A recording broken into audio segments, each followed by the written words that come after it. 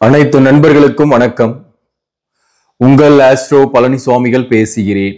இந்த காணொளியில விருச்சிகம் ராசி அல்லது விருச்சிக லக்னத்தில் பிறந்தவர்களுக்கு தாம்பத்திய வாழ்க்கை எப்படி இருக்கும், அதாவது லவ் அண்ட் லஸ்ட் லைஃப் எப்படி இருக்கும் என்பதை பற்றி ஒரு பொது பலனாக பார்க்கலாம். காலபுருஷ தத்துவத்தின் 8வது ராசி. ஒரு மறைபொருளை அறியக்கூடிய ஆர்வம் உடையவர்கள் தான் விருச்சிக ராசி. இன்ஸ்டிங் பவர் அதிகமாக உள்ளவர்கள். பின்னாடி நடக்க போறதை முன்னாடியே அறிந்து அந்த பிரச்சனையில இருந்து எஸ்கேப் ஆயிடுவாங்க. அதே போல இது ஒரு கிணறை குடிக்கக்கூடியது, ஆழமான கிணறு. இவங்க மனசுல என்ன இருக்குன்றத யாராலையுமே கண்டுபிடிக்க முடியாது. எத்தனை காலகட்டம் இவர்களோடு இருந்தாலும் இவர்களுக்குள் என்ன இருக்கு என்பதை புரிந்து கொள்வது ரொம்ப கஷ்டம். இந்த விருச்சகத்தின் அதிபதி செவ்வாய். இந்த விருச்சக லக்னம் அல்லது விருச்சக ராசியில பிறந்தவங்க பார்க்கறதுக்கு நல்ல தோற்றப்பொழிவு, நல்ல கம்பீரமான தோற்றம், உயரமா இருப்பாங்க. அதே போல போல்டா பேசக்கூடியவர்களாக இருப்பாங்க. மனதுல பட்டதை வெளிப்படையா பேசிடுவாங்க. கோபம், டென்ஷன் இருக்கும், குணமும் இருக்கும். அதே போல இவங்க பாத்தீங்கன்னாக்க வாழ்க்கை துணைவரை பொசசிவா லவ் பண்ணக்கூடியவர்கள். ஆனா அந்த பொசசிவ் இவங்களுக்கு கிடைக்குதான்னாக்க இல்லைன்னு தான் சொல்ல முடியும். இவங்க எதிர்பார்த்த அந்த எக்ஸ்பெக்டேஷன் பொசசிவ் லவ்ன்றது வாழ்க்கை துணைவர்கிட்ட இல்லாம இருக்கும். அதனாலே கொஞ்சம் கான்ட்ரவர்சியலா இருக்கும். ஆரம்ப வாழ்க்கையில கல்யாணம் ஆன ஒரு 6-7 வருஷம் இந்த மாதிரியே தான் போகும். அதுக்கப்புறம் ஒரு மெச்சூரிட்டி வரும்போது லைஃப் ஒரு ஸ்மூத்தா போயிட்டு இருக்கும். முதல் பகுதி வாழ்க்கையில காதலும் காமமும் அதிகமாக இருந்தாலும் அது ஆனா இவங்களுக்கு கிடைக்கிறது இல்லை. பொதுவாகவே விருச்சிகத்துக்கு பாத்தீங்கன்னாக்க 12ஆம் பாவகமும் சரி, 7ஆம் பாவகத்தின் அதிபதியும் சரி சுக்கிரனோட வீடுகள். 12ஆம் பாவகம் துலாம், 7ஆம் பாவகம் பாத்தீங்கன்னாக்க ரிஷபம், சுக்கிரனோட வீடு. அதே போல 11ஆம் பாவகம் பாத்தீங்கன்னாக்க புதனோட ஆட்சி வீடு, கன்னி. 3ஆம் பாவகம் சனி. அப்போ ஒரு காம திரிகோணம்னு சொல்லுவாங்க. அந்த காம திரிகோணம் 3, 7, 11. அப்போ இவங்களுக்கு காதலும் காமமும் அதிகம்தான். ஆனாலும் இவர்களுடைய முதல் பகுதி வாழ்க்கையில அது எக்ஸ்பெக்டேஷன் பண்ற அளவுக்கு கிடைக்கிறதுல தனித்து இருக்கிறது. பிற்பகுதி வாழ்க்கையில அவங்கள தேடி சில விஷயங்கள் வருது. இந்த விருச்சக ராசியில பிறந்தவங்க பாத்தீங்கன்னாக்க குறிப்பா ஒரு எமோஷனல் டைப்பா இருப்பாங்க. வாழ்க்கை துணைவரை அதிகமாக நேசிக்கக்கூடியவர்களாக இருப்பாங்க. பொசசிவா இருப்பாங்க. தன்னுடைய வாழ்க்கை துணைவர் தன்னை தவிர வேற யாருக்கிட்டையும் பேசக்கூடாது, தன்னை தவிர வேற யாரையும் பார்க்க கூடாது என்பதை போன்ற ஒரு எமோஷனல் குணம் இருக்கும். அதாவது பொசசிவ் இருக்கும். அந்த பொசசிவ்னாலதான் இவர்களுடைய வாழ்க்கையில சில பிரச்சனைகள், கருத்து வேறுபாடுகள், பிரிந்திருக்கிறது போன்றவையும் ஏற்படும். கோபம் இருக்கும், முன்கோபம், டென்ஷன் ஆகக்கூடிய இதெல்லாம் நிறையவே இருக்கும் விருச்சிகத்துக்கு பாத்தீங்கன்னாக்க. ஆனா குணம் இருக்கும். மற்றவங்களுக்கு உதவக்கூடியவர்களாக இருப்பாங்க. ஒருத்தர் டீப்பா நல்லா பழகிட்டு இருக்கிறாங்கன்னா கூட திடீர்னு கோவப்பட்டு பேசிடுவாங்க, சண்டை வந்துடும். ஏதோ ஒரு கருத்து வேறுபாடு வந்துருதுன்னா அதை மனசுல வச்சுக்க மாட்டாங்க காலம்பூரா. அதை மறந்துட்டு ஒரு மாசமோ 2 மாசமோ கழிச்சு அது திரும்பவும் அவங்க கிட்ட நல்லா பேசக்கூடிய வாய்ப்புகளும் இவங்களுக்கு நிறையவே உண்டு. இந்த விருச்சிகத்தை பொறுத்தவரையிலும் தான தர்மங்கள் செய்வதில் மிக உயர்ந்தவர்கள். இவர்களை பொறுத்தவரை அதிர்ஷ்டசாலிகள். காலபுருஷ தத்துவத்தின் 8வது ராசி. அதனால இவங்க போற இடம், இவங்க ஒரு காரியத்தில் ஈடுபடுறாங்கன்னா, இவங்களை முன்னிறுத்தி ஒரு காரியத்தை செய்யறாங்கன்னா அந்த தொழில் அல்லது குடும்பம் அதிர்ஷ்டத்துல முன்னேற்றம் அடையக்கூடியதாகவே இருக்கு. இந்த விருச்சிகத்துக்கு எவ்வளவு சிறப்புகள் இருக்கு. இவங்களுடைய தாம்பத்திய வாழ்க்கை, காதல் வாழ்க்கை எப்படி இருக்கும் அப்படின்னாக்க, விசாக நட்சத்திரத்தில் பிறந்தவர்களை பொறுத்தவரையிலும் எடுத்த உடனே உங்களுக்கு குரு தசை ஒரு 3 to 4 வருஷம் இருக்கும். ஒரு பொதுவா சொல்றேன் நானு. அதன் பிறகு சனி தசை ஒரு 19 வருஷம். இந்த சனி தசை விசாக நட்சத்திரம் 4ஆம் பாதத்துல பிறந்தவங்களுக்கு பெரிதாக நன்மையை கொடுக்கறது இல்லை. படிக்கக்கூடிய காலகட்டம், உடல்நலத்துல சின்ன சின்ன தொந்தரவுகள், பிரச்சனைகள், அதே போல கல்வியில தடைப்பட்டு படிக்கிறது போன்றவையெல்லாம் இந்த விசாக நட்சத்திரத்தில் பிறந்தவர்களுக்கு ஏற்படுது. இந்த சனி தசை காலகட்டத்துல காதல் போன்றவை வந்தாலும் பெரிதாக அவர்களை பாதிப்பதில்லை, கடந்து போயிடுது. வந்த மாதிரியே கடந்து போயிடுது இந்த சனி தசையில பொறுத்தவரையிலும். அதே போல விசாக நட்சத்திரத்தில் பிறந்தவர்களுக்கு புதன் தசை வரும். மேக்சிமம் இவங்களுக்கு வேலை விஷயமா அல்லது படிப்புக்காக ஊர் மாற்றம், வெளியூர்ல போய் படிக்கிறது. இந்த புதன் தசையை பொறுத்தவரையில இவர்களுக்கு புதிய நண்பர்கள் அறிமுகமோ, காதல் வர்றது போன்றவையெல்லாம் ஏற்படும். ஆனாலும் இவர்களுக்கு அந்த காதல் சக்சஸ் ஆகுதா அப்படின்னாக்க சக்சஸ் ஆகிறதுக்கு நிறைய சான்சஸும் இருக்கு. விசாக நட்சத்திரம் 4ஆம் பாதத்துல பிறந்தவங்களுக்கு புதன் தசையில காதல் வருதுன்னா மேக்சிமம் சக்சஸ் ஆயிடும். அதாவது சரியான பொருத்தம் இருக்கு அந்த ஜாதகப்படி அப்படின்னா மிகப்பெரிய அளவுக்கு பாதிக்கிறது இல்ல, பெரிய அளவுக்கு பாதிப்பு இல்லாம தான் இவங்க வாழ்க்கை கடந்து போயிடுது. ஆனா தாம்பத்திய வாழ்க்கையை எடுத்துக்கிட்டாக ஆரம்ப காலகட்டத்துல பெரிய அளவுக்கு மகிழ்ச்சி இல்லாத ஒரு சூழ்நிலைகள் தான் இவங்களுக்கு இருக்கும். ஏன்னா மேரேஜே கொஞ்சம் லேட் ஆகும். அதனால பாத்தீங்கன்னாக்க ஆரம்ப காலத்துல தாம்பத்தியம் சுகம் என்பது சரியாக கிடைக்கிறது இல்ல. அனுஷம் நட்சத்திரத்தை பொறுத்தவரையிலும் இவங்களுக்கு எடுத்த உடனே சனி தசை. இந்த சனி தசைக்கு அடுத்தது பாத்தீங்கன்னாக்க சனி தசை என்பது குழந்தை பருவத்திலேயே போயிடுது. அந்த நேரத்துல உடல்நல தொந்தரவு, பாதிப்பு, பெற்றோர்களுக்கு கஷ்டங்கள் இருந்தாலும் கல்வி படிக்கக்கூடிய காலகட்டத்தில் தடைகள் இருந்து படித்து போராடி வரக்கூடிய சூழ்நிலைகள் தான் இருக்கும். அனுஷம் 1ஆம் பாவத்துல பிறந்தவங்களுக்கு 19 வருஷமும் சனி தசையா இருக்கும். அந்த போராட்டம் என்பது ஆரம்பத்திலேயே இருக்கும், கஷ்டங்கள் இருக்கும். அதே போல புதன் தசை இவங்களுக்கு ஓரளவுக்கு சிறப்பாகவே இருக்கும். விரும்பிய கோர்ஸை படிக்கிறாங்க, விரும்பிய வேலைக்கு போகக்கூடிய வாய்ப்பு உண்டு. பெரும்பாலும் அனுஷ நட்சத்திரத்தில் பிறந்தவங்க இந்த புதன் தசையில அரசு பணிக்கு போறதுக்கான வாய்ப்புகள் இருக்கு. அதே போல இவர்களுக்கு ஆன்மீக நாட்டம் அதிகமாக இருக்கும். இவர்களை பொறுத்தவரையில காதல் போன்ற விஷயத்துல பெரும்பாலும் ஈடுபடுறதில்ல.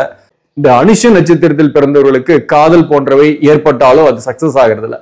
பொதுவாகவே விருச்சிக ராசிக்கு ஒரு காதல் ஏற்பட்டு பிரிந்து அதற்கு அப்புறம் தான் கல்யாணம் ஆகுது. சில பேருக்கு கல்யாணமே ஆகாம ரொம்ப லேட் ஆயிட்டே இருக்கும். அது இந்த அனுஷ நட்சத்திரத்தில் பிறந்தவர்களுக்கு பொருந்தும். அதாவது இவங்க பாத்தீங்கன்னா ஒரு தலைமை பண்புடையவர்களாக இருப்பாங்க. எந்த ஒரு இடத்துலயும் ஒரு உயர் பதவிக்கு போகக்கூடியவர்கள், தொழில் வேலையில ரொம்ப கவனமாக இருப்பாங்க. அதே போல இவர்களுக்கு ஆன்மீக நாட்டமும் அதிகமாக இருக்கும். ஆனா திருமண வாழ்க்கை என்று வரும்போது பெரிதாக மகிழ்ச்சி இருப்பதில்லை. தாம்பத்திய வாழ்க்கையில பெரிதாக மகிழ்ச்சி இருப்பதில்லை. மேரேஜ் லேட் ஆகும், அல்லது சில பேருக்கு திருமணமே ஆகாம காலம் தாழ்த்திக்கிட்டே இருக்கும். அப்படிப்பட்டவர்களுக்கு பாத்தீங்கன்னாக்க காதலும் இல்லை, காமமும் இல்லை என்ற மாதிரி இருக்கும். சனி தசையில ரொம்ப கஷ்டப்படுறாங்க. 19 வருஷம் சின்ன வயசுலயே கஷ்டங்கள், பேரண்ட்ஸ் கஷ்டம், இவங்க தான் தலையெடுக்கிற மாதிரி இருக்கும். குடும்பத்தோட மூத்த பிள்ளையா இருப்பாங்க. இவங்க தான் அந்த குடும்பத்தை தலையெடுத்து ஒரு பெரிய முன்னேற்றத்தை கொண்டு போகக்கூடிய அந்த நிர்பந்தம் அவங்க கிட்ட இருக்கும். அந்த வகையில பாத்தீங்கன்னாக்க லேட்டா மேரேஜ் பண்ணிக்குவாங்க. தன்னுடைய சகோதரிகளுக்கு திருமணம் செய்து வைத்து விட்டு அதுக்கப்புறம் கல்யாணம் பண்ணிக்குவாங்க. அதுக்காக லேட் ஆகும். சில பேருக்கு ஒரு வீடு கட்டிட்டு கல்யாணம் பண்ணணும்ட்டு வீடு கட்டிட்டு பின்னாடி கல்யாணம் பண்ணுவாங்க. ஸோ அந்த மாதிரி ஏதோ ஒரு காரணத்தினால அவங்களுக்கு பாத்தீங்கன்னாக்க வரன் அமையாம தோஷங்கள் இருக்கு, கலசர தோஷம் இருக்கு இவங்க ஜாதகத்துலனாக்க தேடிக்கிட்டே இருந்தாலும் வரன் அமையாம காலம் தாழ்த்தி அப்புறமே கல்யாணம் பண்ணுவாங்க. ஒரு 30-35 வயசுக்கு பிறகு கூட சில பேர் கல்யாணம் ஆகுது அனுஷ நட்சத்திரத்தில் பிறந்தவர்களுக்கு. அதனால முதல் பகுதியில இவர்களுக்கு சொல்ல போனாக்க காதலிச்சா கூட அந்த காதல்ல பெரிதாக சக்சஸ் ஆகிறது இல்லை, காதல் ஃபெயிலியர் ஆயிடுது. அதனால இவங்க திருமண வாழ்க்கையை நோக்கி போகும்போது வரன் தேடும் போது அது டிலே ஆயிட்டு இருக்கு. அதனால காமமும் இல்லை, காதலும் இல்லை அப்படின்னு சொல்லலாம். ஆனா ஒரு 35 வயதுக்கு மேல ஓரளவுக்கு இவர்களுக்கு விரும்பிய அந்த காதல் வாழ்க்கை, அதாவது வாழ்க்கை துணைவரோட அன்பு, எதிர்ப்பாளினுடைய நட்பு போன்றவையெல்லாம் கிடைக்குது. சப்போஸ் சில பேருக்கு சீக்கிரமா கல்யாணம் ஆயிருக்கும். அந்த சீக்கிரமா கல்யாணம் ஆயிருந்தவங்களுக்கு கூட பாத்தீங்கன்னா ஒரு 35 வயசுக்கு மேல அவர்களுக்கு ஒரு கணவன் மனைவியாக இருக்காங்கன்னா அப்பதான் ஒரு அந்யோன்யமே ஏற்படும். சீக்கிரமாக சில பேர் கல்யாணம் ஆயிருக்கு அனுஷ நட்சத்திரத்தில் பிறந்தவங்களுக்குனாக்க அந்த 35 வயசு வரலும் பாத்தீங்கன்னாக்க பெரிதாக தாம்பத்திய வாழ்க்கையில மகிழ்ச்சி இல்லாம இருந்து அதன் பிறகு தாம்பத்திய வாழ்க்கை சிறப்பாக இருக்கும். அல்லது சில பேருக்கு கலசர தோஷம் இருக்கிறவங்களுக்கு அல்லது இருதாரம் ஏற்படணும்ன்ற விதி இருப்பவர்களுக்கு வேற ஒரு ரிலேஷன்ஷிப்போ வேற பெண் தொடர்போ ஏற்பட்டு அதன் மூலம் தாம்பத்திய சுகம் கிடைக்கக்கூடிய வாய்ப்பும் அனுஷ நட்சத்திரத்தில் இருப்பவர்களுக்கு உண்டு, கேட்டை நட்சத்திரத்தில் இருப்பவர்களுக்குமே உண்டு. இப்போ கேட்டை நட்சத்திரத்தை பத்தி சொல்லணும்னாக்க இவர்களுக்கு முதல்ல வர்றதே புதன் தசை. இந்த புதன் தசையில கொஞ்சம் நல்லாவே இருப்பாங்க கேட்டை நட்சத்திரத்தில் பிறந்தவங்க. இவங்க ஜாதகத்துல புதன் வலிமையாக இருக்குன்னாக்க புதன் தசையில நல்லா படிக்கிறது, ஒரு நல்ல ஒரு பிரில்லியண்டா இருக்கிறது சூழ்நிலைகள்லாம் இருக்கும். பெற்றோர்களுக்குமே அந்த காலகட்டம் ஒரு சிறப்பான காலகட்டமாக இருக்கும். அதே போல அடுத்தது வரக்கூடிய கேது தசை இவங்களை கஷ்டப்படுத்தும். உடல்நல தொந்தரவு, பாதிப்பு போன்றவையெல்லாம் வரும். இவங்களுக்கு சுக்கிர தசையில தான் பாத்தீங்கன்னாக்க காதல்லாம் வருது. சுக்கிர தசையில காதல் ஏற்படுது. ஆனாலும் அந்த காதல்ல நிறைய ஈகோ கிளாஷ் ஆயிட்டு இருக்கும். சுக்கிர தசையில வரக்கூடிய காதல்ல சக்சஸ் ஆயிடுதான்னாக்க இந்த சக்சஸ் ஆனாலையும் காதல் வாழ்க்கையில, கல்யாண வாழ்க்கையில பெரிய அளவுக்கு மகிழ்ச்சி இல்லாம ஒரு முதல் பகுதி ஃபுல்லா கான்ட்ரவர்சியலாவே இருக்கிற மாதிரி இருக்கும், சண்டை போட்டுட்டே இருக்கிற மாதிரி இருக்கும். ஒரு பொருந்தாத ஒரு காதலா போயிடும், அல்லது ஒரு பொருத்தம் இல்லாம ஒருத்தரோட காதல் அதனால பாதிக்கப்படுறது, அதனால சில பிரிவுகள், தனித்து இருக்கிறது போன்றவையிலும் இந்த கேட்டை நட்சத்திரத்துக்கு உண்டு. கேட்டை நட்சத்திரத்தில் பிறந்தவர்களுக்கு சில பேருக்கு காதல் ஃபெயிலியர் ஆயிட்டு அதன் பிறகு பாத்தீங்கன்னாக்க பிற்பகுதியில வரன் தேடி கல்யாணம் ஆகும். அப்படிப்பட்டவர்கள் பாத்தீங்கன்னா இதே சுக்கிர தசையில தான் நடக்கும். மேக்சிமம் பாத்தீங்கன்னா உங்களுக்கு ஒரு 30 வயதுக்கு மேல கல்யாணம் ஆகுது. பெண்களாக இருந்தா கூட 27 to 30, 31 இந்த வயதுகள்ல கல்யாணம் ஆகுது.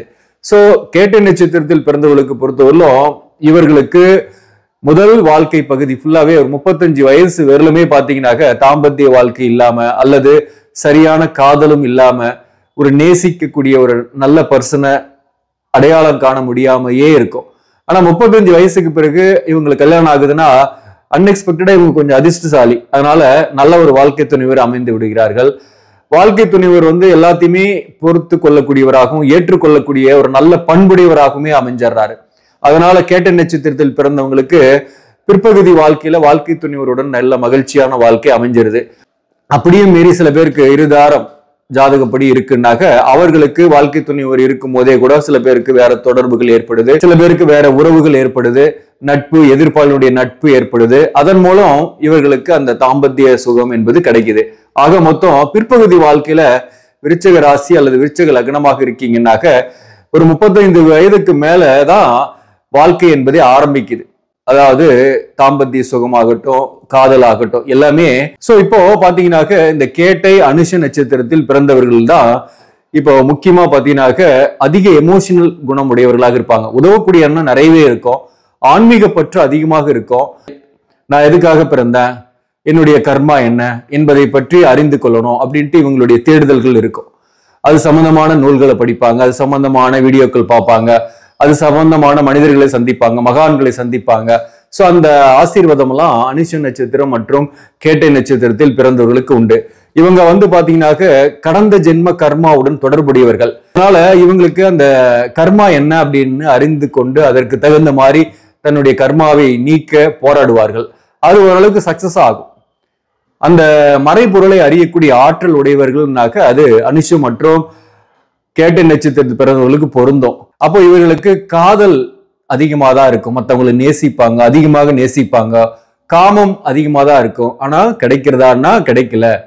ஏன்னா சுக்கிரனுடைய வீடு தான் 12ஆம் பாவகம் ஆகிறதுனால நிறைய தாம்பத்தியத்தை எதிர்பார்ப்பாங்க.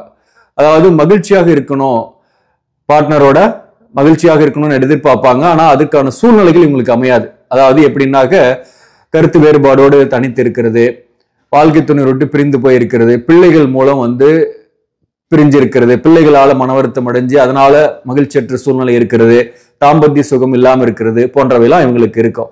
அதாவது இவங்க எதிர்பார்க்கறது எக்ஸ்பெக்டேஷன் நிறையவே தான் இருக்கும். காதலும் உண்டு, காமமும் உண்டு நிறையவே. ஆனா அது கிடைக்குதா என்றால் அது குறைவாகவே இவங்களுக்கு கிடைக்குது. அதுவும் முதல் பகுதி வாழ்க்கையில பெரிதாக கிடைக்கிறது இல்ல.